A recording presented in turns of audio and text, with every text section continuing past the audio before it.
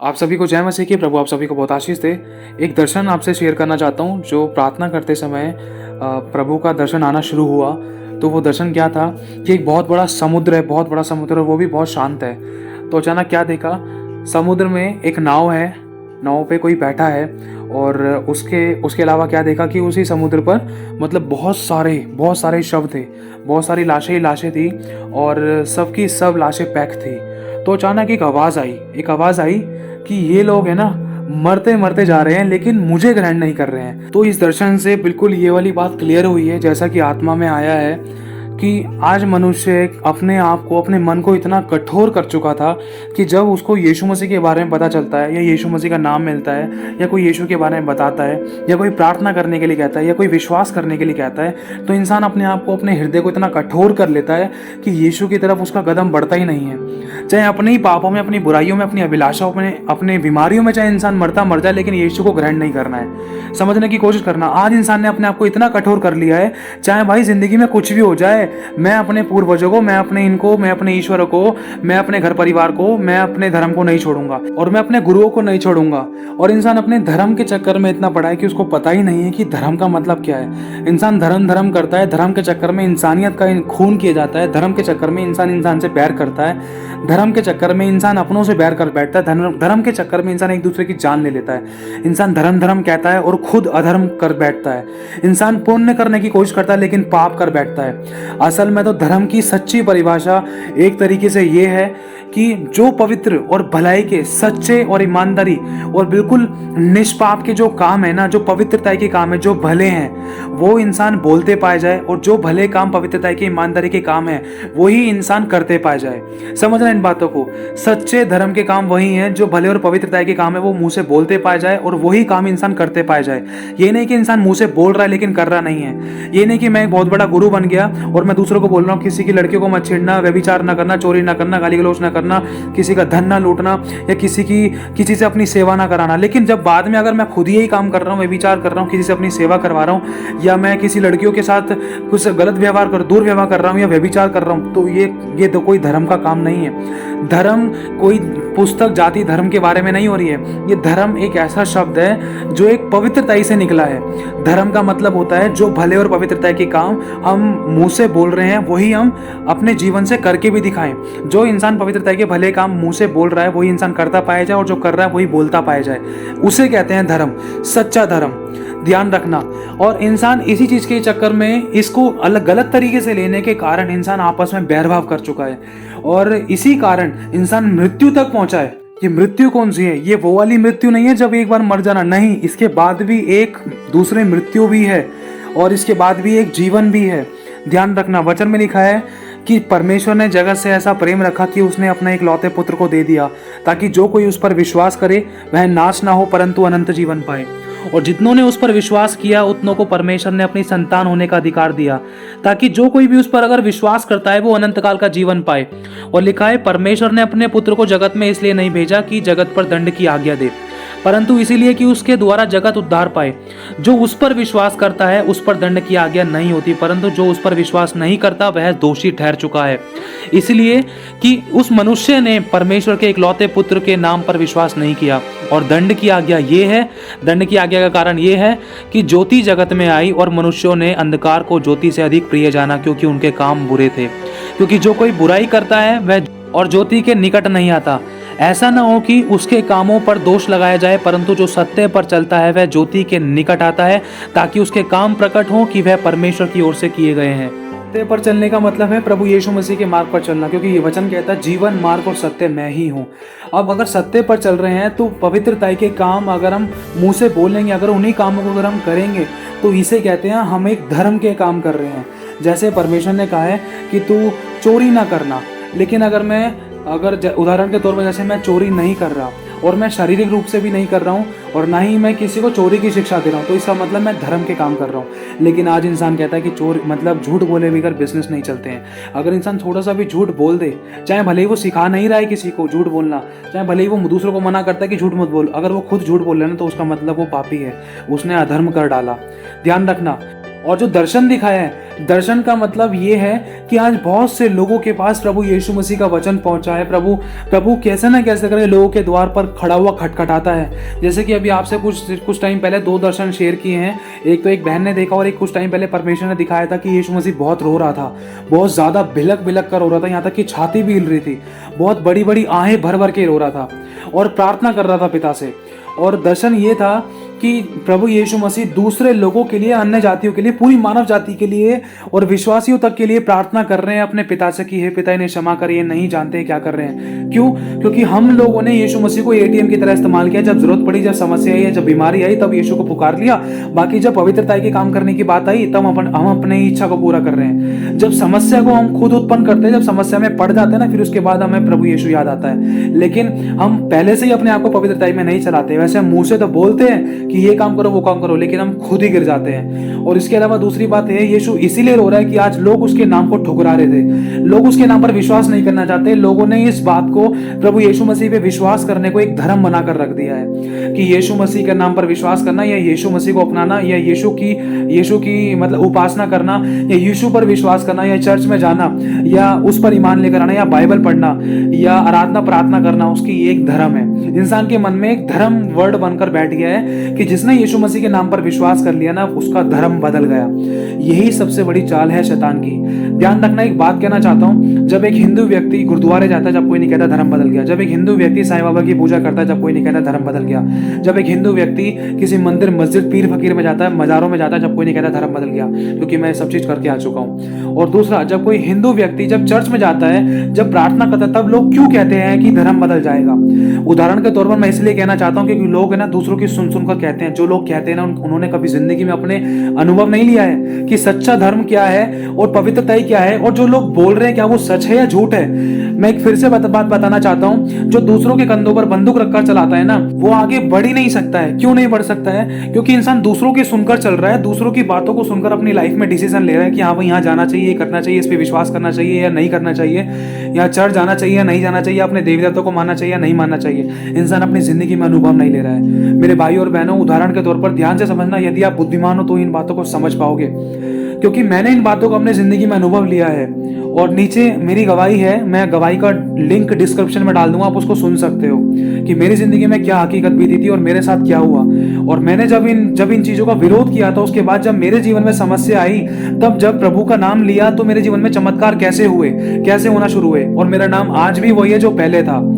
और इसके अलावा दूसरी बात यह है, उदाहरण के तौर पर यह बात है कि आज इंसान बोलता है कि ये धर्म बदल गया, ये धर्म बदल गया, वो धर्म बदल गया, इसने धर्म बदल लिया, इसने नाम बदल लिया, इसकी जात बदल गई, इसका धर्म बदल गया है। सौ मुंह सौ बातें, लेकिन कोई इन बातों को समझता नहीं है कि धर्म का मतलब होता क्या है। दूसरों की बातें सुन सुनकर इंसान अपनी जिंदगी में और समस्या को क्रिएट कर लेता है। अच्छी भली चंगाई छुटकारे को पाने तक पहुंच जाता है, लेकिन पा नहीं पाता है, वापस मुड़कर आ जाता है दूसरों की सुन सुनकर कि वहां तो धर्म बदल जाएगा, वहां मत जाइयो बहन, वहां मत जाइयो, तुझे डांटूंगा, तुझे मारूंगा अगर तू वहां चलेगी लड़की, अगर तूने यीशु का नाम लिया, अगर तूने बाइबल पढ़ ली, तुझे घर से निकाल दूंगा। इंसान अपने ही लोगों का खून का प्यासा हो जाता है और कहता है तूने धर्म बदल लिया। अरे हम लोग कौन सा धर्म के काम कर रहे हैं? अपने लोगों को परमेश्वर और पवित्रता के काम करने से जो हम रोक रहे हैं, क्या ये हमारा धर्म का काम है? सोच कर देखो, अगर मैं एक बाप हूं और मेरा एक बेटा है, अगर मैं हिंदू फैमिली से बिलोंग करता हूं और मेरा बेटा यीशु मसीह के नाम पर विश्वास कर रहा है, तो अगर मैं सच्चा धर्मी हूं तो मैं अपने बेटे को कभी पवित्रता के भले काम करने से नहीं रोकूंगा, चाहे वो किसी भी धर्म का हो, चाहे वो कैसी भी बात हो, और चाहे कोई भी किसी भी प्रकार की धर्म शास्त्र की पढ़ने की बात हो या किसी का भी नाम लेने की बात हो। अगर मैं एक अच्छा धर्मी हूं तो। लेकिन अगर मैं अच्छा धर्मी नहीं हूं ना, सिर्फ नाम का धर्मी हूं और मेरे कामकाज भी ऐसे उल्टे सीधे हैं, मैं भले ही चाहे दूसरों को अच्छी शिक्षा देता हूं, लेकिन मैं अपनी आत्मा में सब जानता हूं कि मैं कितना झूठा हूं, कितना बुरा हूं, कितना व्यभिचारी हूं, कितना गलत लाइन मारने वाला हूं, कितना गलत व्यवहार करने वाला हूं, कितना पत्नी को पीटने वाला हूं, कितना बीड़ी फूकूं, कितना व्यभिचार करने वाला हूं, कितना गांजा फूकने वाला हूं, कितना गलत और गंदी फोटो वीडियो देखने वाला हूं। वो मैं अपनी आत्मा में जानता हूं, लेकिन मैं दूसरों को समझाने की कोशिश करता हूं, तो ये मत कर, वो मत कर। समझना, अब अगर मैं सच्चा धर्मी हूं तो मैं अपने बेटे को कभी पवित्रता के भले काम करने से और ऐसे कामों को पढ़ने से, ऐसी किताबों को पढ़ने करने से, ऐसी प्रार्थना करने से मैं नहीं रोकूंगा। लेकिन अगर मैं खुद अधर्मी हूं ना, अगर मैं खुद पापी हूं, व्यभिचारी हूं, बुरा हूं, तो जरूर मैं क्योंकि दुष्ट आत्मा काम इसी तरीके से करता है। दुष्ट आत्मा, शैतान के काम यही होते हैं कि पवित्रता के काम जो इंसान कर रहा है ना, उसको वापस पाप में खींच लाए, चाहे वो किसी के भी द्वारा काम करती है दुष्ट आत्मा, ध्यान रखना। तो इसी तरीके से अगर मैं अधर्मी हूं तो मैं अपने बेटे को रोकूंगा, वो नहीं मैं तुझे घर से बाहर निकाल दूंगा अगर तूने यीशु का नाम लिया, मैं तेरी शादी नहीं होने दूंगा, मैं तुझे चर्च नहीं जाने दूंगा, मैं तुझे प्रार्थना नहीं करूंगा, नहीं दूंगा, मैं तेरी बाइबल फाड़ दूंगा अगर तूने यीशु का नाम लिया तो इसमें हम कौन सा धर्म का काम कर रहे हैं?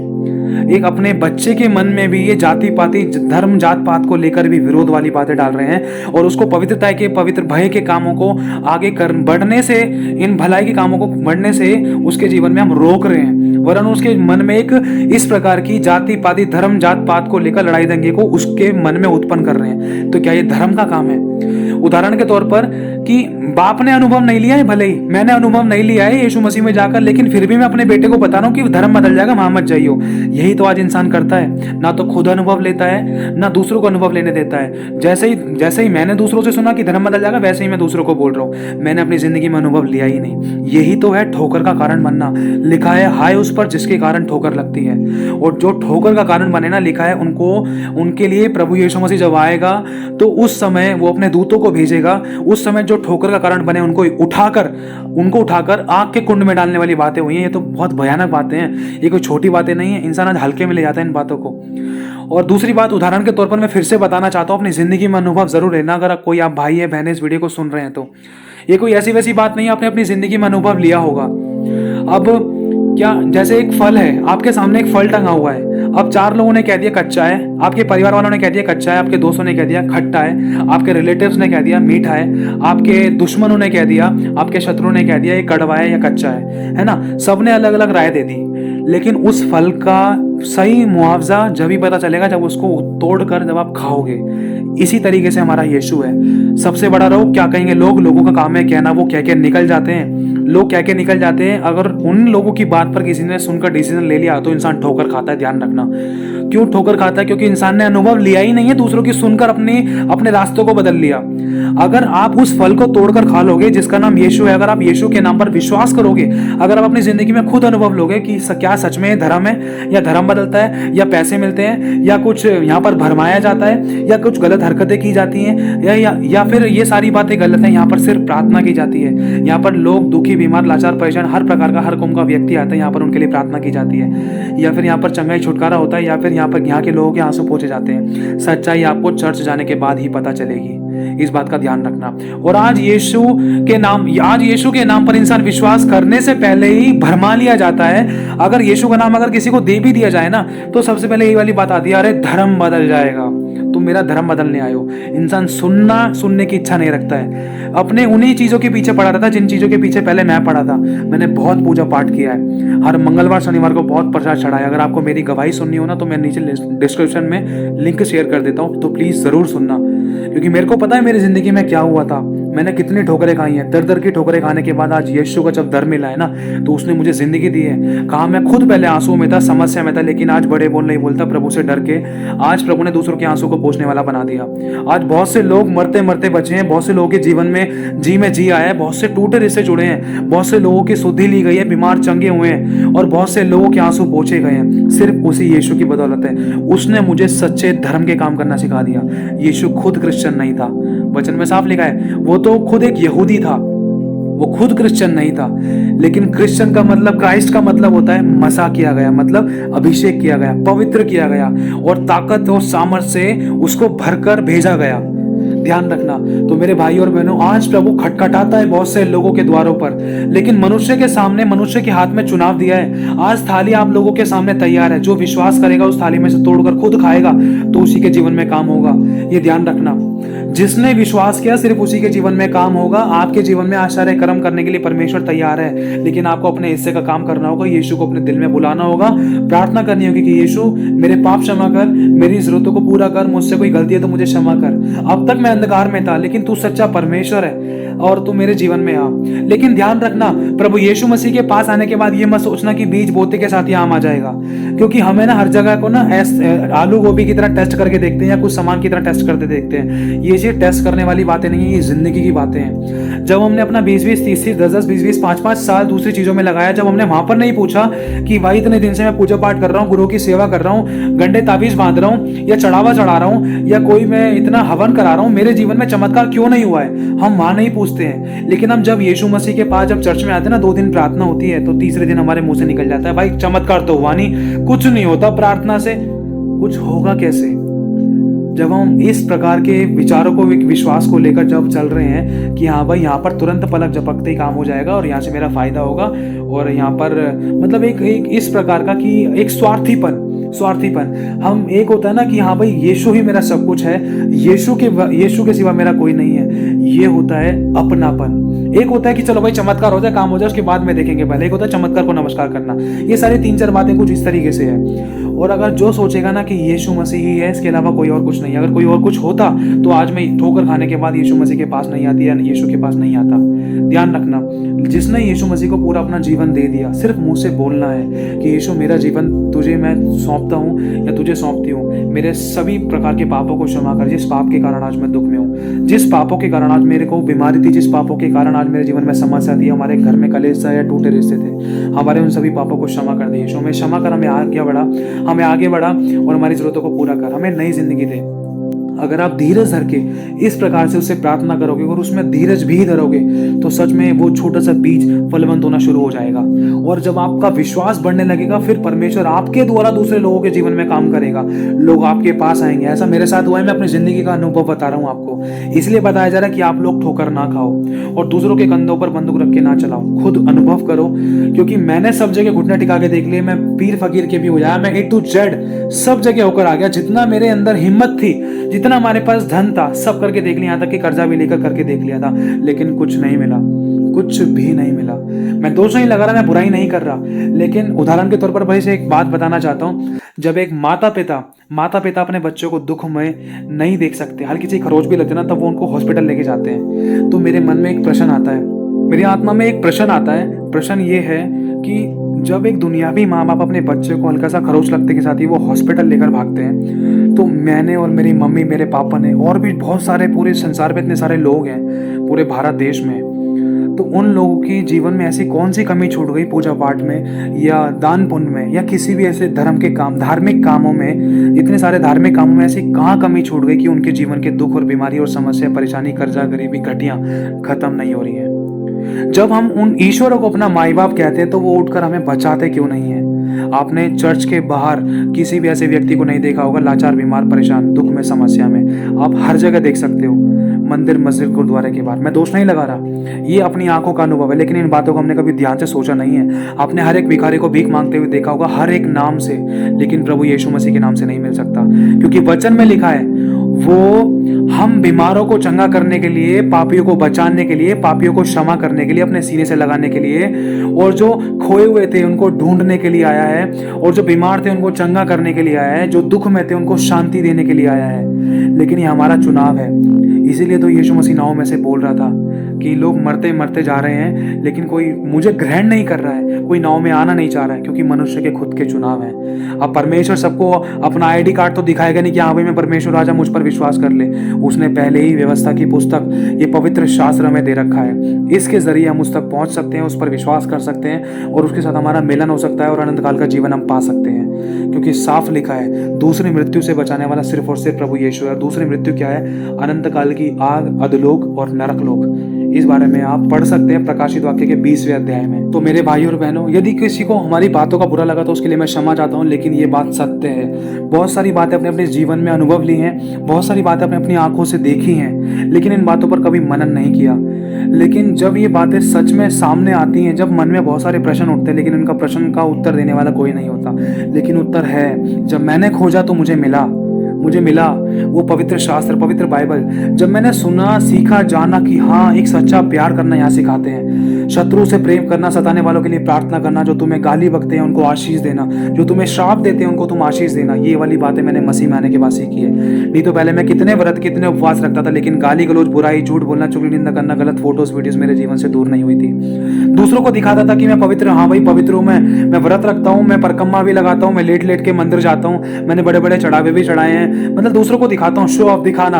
और क्योंकि उस समय इतना ज्ञान नहीं था, किसी ने बताया नहीं, अगर बताया भी तो मैंने ठुकरा दिया था, मैंने तो मजाक भी उड़ाया था, मैंने अपनी मम्मी तक का मजाक उड़ा दिया था इस बारे के अंदर। लेकिन जब उस फल को जब मैंने खाया ना, यीशु नाम के फल को जब मैं अनुभव लेने के लिए पहली बार अपनी माँ के साथ चर्च के अंदर कदम लगाना, उस दिन से मेरी जिंदगी बदल गई। कहाँ मैं हर मंगलवार शनिवार को प्रसाद चढ़ाया करता था, घुटने टेका करता था। मेरा बाप हॉस्पिटल के अंदर खून की बोतल चढ़ रही थी, मेरी मम्मी परेशान थी, बीमार थी, और लेकिन कोई बचाने वाला नहीं था, कोई भी बचाने वाला नहीं था। सब जगह घुटने टिका लिए थे, पैसों की कमी थी, कर्जा हो चुका था कि सब ने हाथ खड़े कर दिए थे, कोई मदद करने वाला नहीं था। लेकिन उस समय यीशु था। ऐसी बातें किसी ने नहीं कही, जैसा कि लिखा है बाइबल में कि वो कहता है कि मत डर, मैं तेरे साथ हूँ, इधर उधर मत ताक, मैं तेरा परमेश्वर हूँ, मैं तुझे दृढ़ करूंगा, मैं तुझे अपने धर्मी दाहिने हाथ से संभाले रहूंगा। तूने अब तक मुझसे कुछ मांगा ही नहीं है। सच बात है, यीशु से नहीं मांगा मैंने, वरन हर एक नाम से, हर एक जगह से मांग लिया था। और जब मैंने ठोकर खाई तो मुझे पता चला देने वाला तो सिर्फ यीशु ही है। उसने कहा है यदि तू प्रार्थना में मुझसे विश्वास से कुछ मांगे तो तू विश्वास कर ले, उसी समय तेरे लिए हो जाएगा। उसने कहा है मांगोगे तो दिया जाएगा, ये सारी बातें बाइबल में लिखी है। उसने कहा है अपने शत्रु से प्रेम करो, सताने वालों के लिए प्रार्थना करो, जो तुम्हें श्राप देते हैं उनके लिए आशीष दो तुम। वचन में लिखा है जो तुम्हें दुख देते हैं उनको तुम क्षमा करो, उनके लिए प्रार्थना करो ताकि उनका मन बदले, ताकि वो पवित्र जीवन जिए। और यीशु ने कहा है कि मैं तेरी आंखों से सब आंसू पोंछ डालूंगा, देख फिर आंसू ना होंगे, फिर श्राप ना होंगे, मैं तुझे चंगा करूंगा। ये बातें किसी ने नहीं कही है, ये बातें यीशु ने कही है, ये बातें यीशु ने कही है। ऐसा जब इनको पढ़ता हूँ, जब इनको सुनता हूँ तो ऐसा लगता है कि कोई खुद सच्चा परमेश्वर है, कि कोई ऐसा अपना आत्मा है, कोई ऐसा है कि जो बहुत मेरे दिल के करीब है, जो मुझसे बहुत प्यार करता है, और उसने इतने बड़े बड़े वायदे सिर्फ मुझसे किए हैं। इन बातों को पढ़कर ऐसा एहसास होता है। लेकिन जब मैं दूसरे उसमें था, लेकिन ऐसी बातों को कभी जिंदगी में अनुभव ही नहीं किया, कभी सोचा भी नहीं था कि कोई कहेगा हाँ मैं, तू गिर जाए तो मैं तुझे उठाऊंगा, मैं तेरे घाव को चंगा करूंगा, मैं तेरे पापों को क्षमा करूंगा, और मैं तेरे आंसू को पोंछ डालूंगा, तेरी जरूरतों को मैं पूरा करूंगा, तुझे आशीष दूंगा, तुझे दूसरों को देने वाला बनाऊंगा, तेरी घटी को भरपूरी में बदल दूंगा, तू दूसरों के लिए प्रार्थना करेगा, दूसरे लोग चंगाई, छुटकारा, आशीष, बरकत पाएंगे। ये सभी बातें बाइबल में लिखी है, मैं नहीं जानता था, लेकिन जब जाना तब अनुभव हो गया कि हाँ सच में यीशु तू ही एक सच्चा परमेश्वर है, तेरा ही नाम धन्य है, और तू ही पवित्र है, और तू हमें पवित्र, निर्दोष और सुरक्षित बनाने के लिए आया है, पवित्र बनाने के लिए आया है, सिद्ध बनाने के लिए आया है, तू हमें ईमानदार बनाने के लिए आया है। क्योंकि मैं एक साफ बात बताना चाहता हूँ, आपको मालूम होगा मारने वाला बड़ा या बचाने वाला बड़ा। अब सोच कर देखो, अगर हम दूसरे स्क्रिप्चर्स की तरफ ध्यान दें जिनकी मैं पूजा पाठ करता था, अब सोच कर देखो हमने उनके बारे में क्या सुना। अब आपको मालूम होगा कितने युद्ध को लेकर, लड़ाइयों को लेकर, काटने मारने को लेकर, और चढ़ाई करने को लेकर, गर्दनों को काटने को लेकर बहुत सारी बातें हैं। ये सब आप जानते हो, आपने सुनी भी है, आपने देखी भी, ऐसी तस्वीर, ऐसी फोटोज देखी है, ऐसी मूर्तियों को भी देखा है। लेकिन मैं इसमें एक बात आपको बताना चाहता हूँ कि एक तरफ मारने वाला खड़ा है, एक तरफ बचाने वाला खड़ा है। अब बड़ा कौन है? वो बड़ा है जो बचा रहा है। समझना, एक तरफ लड़ाई हो रही है और एक तरफ 10 लोग मारने के लिए आए एक बच्चे को, और एक तरफ एक व्यक्ति बचाने के लिए आए, तो बचाने वाला बड़ा है। चाहे 10 लोग हैं वो सारे मारने के लिए, चाहे 10 हावी हैं, लेकिन बचाने वाला बड़ा है, चाहे वो अकेला ही है। ध्यान रखना। इसी तरीके से प्रभु यीशु मसीह जगत में दंड की आज्ञा देने के लिए नहीं आया, पापियों को नाश करने के लिए नहीं आया, वरन वो पापियों को सीने से लगाने के लिए आया है। धरती पर कोई भी पवित्र नहीं है सिवाय यीशु के, क्योंकि यीशु निष्पाप रहा है। लिखा है उसने कोई भी ऐसा पाप नहीं किया, कोई भी किसी प्रकार का पाप नहीं किया, उसने गाली तक नहीं दी। लिखा है उसने गाली के बदले गाली नहीं दी, उसने झूठ के बदले झूठ नहीं किया, उसने दोष के बदले दोष नहीं लगाया।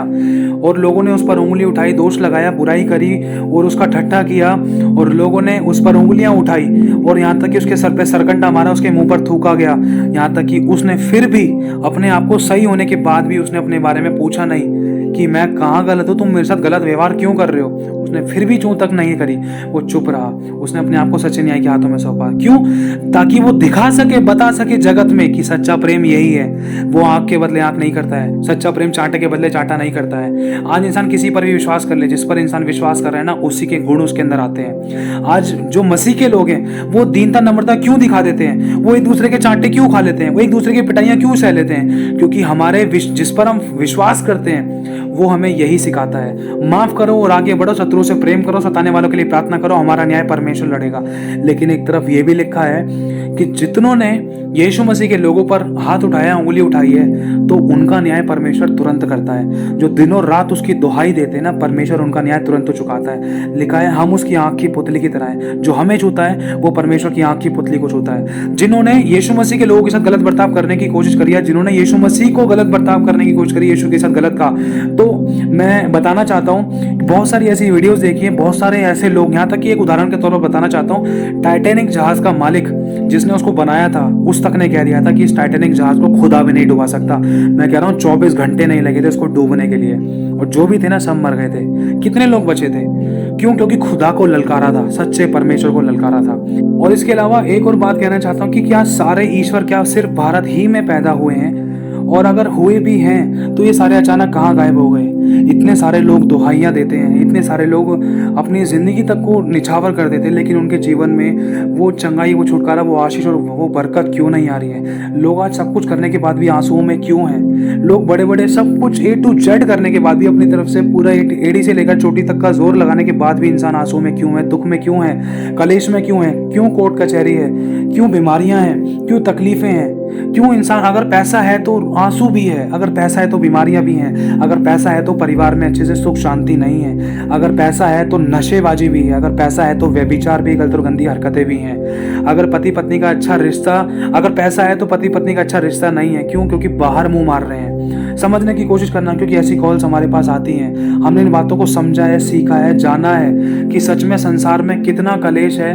क्यों? क्योंकि मनुष्य के जीवन में यीशु नहीं है। इसीलिए तो आज यीशु कहता है कि लोग चाहे मरते मर जा रहे हैं, लेकिन वो मेरे नाम पर विश्वास नहीं कर रहे हैं, वो पवित्र जीवन जीना नहीं चाह रहे हैं, क्योंकि यीशु का वचन पाप करने के लिए, पाप करने के विरुद्ध है ना। क्योंकि यीशु का वचन, क्योंकि प्रभु यीशु मसीह पापियों से प्रेम करता है लेकिन पाप से नफरत करता है ना।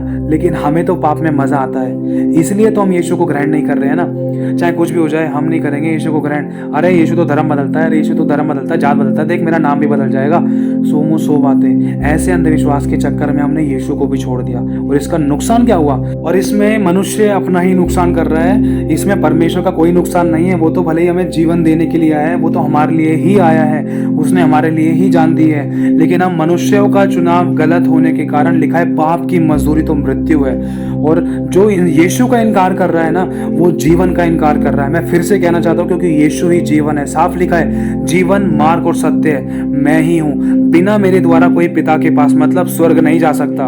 और इंसान ये ना सोचे कि इसके बाद इस जीवन के मरने के बाद कुछ है ही नहीं। और दूसरी बात, कोई ये ना सोचे इस जीवन के मरने के बाद 84 लाख योनियां हैं, ऐसा भी नहीं है। ध्यान रखना, इसके वचन में लिखा है एक बार मरना और एक बार ही जीना है, और वरन इसमें इसके बाद, मरने के बाद न्याय का होना पक्का है। ठीक है, एक बार जीना और एक बार मरना है, इसके बाद न्याय का होना पक्का है। और न्याय करने वाला स्वयं प्रभु यीशु है। सारी जातियां उसके आगे घुटने टेकेंगी, वचन में साफ लिखा है। हर एक घुटना उसके आगे टेकेगा, हर एक जुबान अंगीकार कर लेगी कि यीशु ही प्रभु है।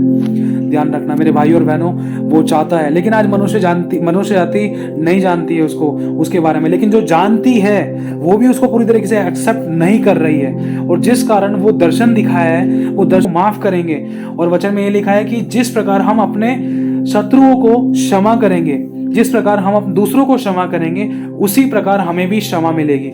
मतलब अगर मैंने किसी को 90% माफ किया तो मुझे भी 90%। इसी तरीके से प्रभु कहता है जिस नाप से तुम नापोगे उसी नाप से तुम्हारे लिए नापा जाएगा। इसलिए मेरे भाई और बहनों, अगर कोई अन्य जाति इस बात को सुन रहा है तो बस एक बात कहना चाहूंगा, यदि मेरी किसी बात का बुरा लगा तो मैं क्षमा चाहता हूँ, लेकिन ये सारी बातें, बहुत सारी बातें वचन में लिखी है।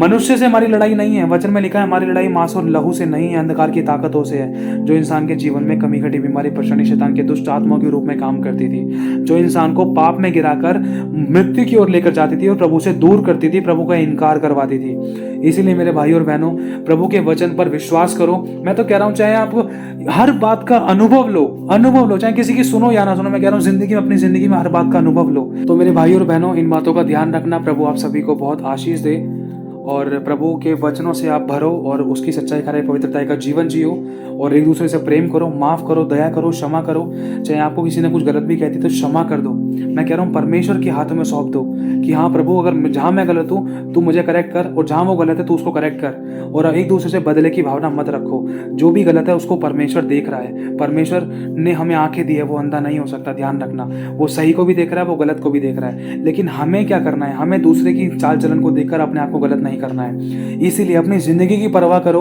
और प्रभु के नाम पर विश्वास करने की पूरी कोशिश करो। मैं तो कह रहा हूँ अनुभव लो, बस अनुभव ही से इंसान सीख सकता है। लेकिन कुछ ऐसे अनुभव भी होते थे इंसान के कि इंसान ठोकर खा लेगा अगर अनुभव लेने के बाद, तो बहुत से उठ भी नहीं पाए थे। इसलिए मैं कहना चाहता हूँ, अगर दूसरों के अनुभवों से सीख जाओ तो जो समय दूसरे लोगों को पाने में 40 साल, 10 साल, 20 साल लगे थे, वो समय आपको ना लगे, ताकि वो अनुभव आपको 5 से 7 मिनट में मिल जाए, ताकि आप दूसरों की तरह ठोकर ना खाओ।